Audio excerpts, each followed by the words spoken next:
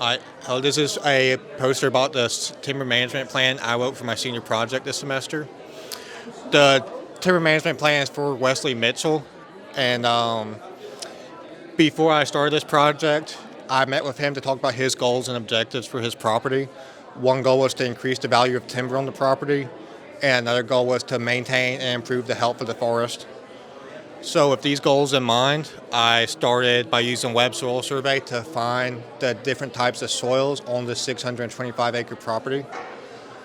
And I also made this map of all the stands and land uses of the property.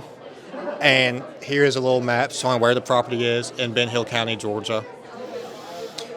The next step after I had all this, I started my inventory methods. These methods differed because the stands on the property were vastly different age classes and species.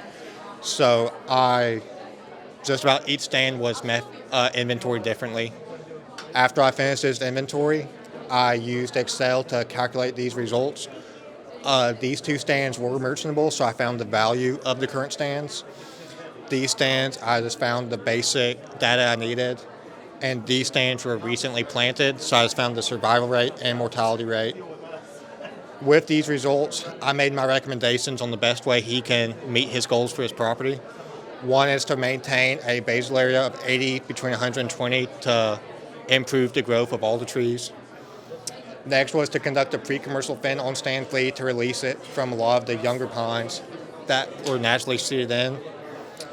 Next was to replant stand 7 because the survival rate was much lower compared to the other two recently planted stands. I also wanted to use prescribed fire to control the competition of hardwoods so they're not out-competing the pines that were planted. And next was my rotation. I'm managing this on a 35-year rotation. Using growth and yield models, I found that this is the best rotation to meet his goal of increasing the value of timber, except for stand 2, which is a longleaf stand. Longleaf grows slower than the other species, so for it, I'm recommending a 42-year rotation.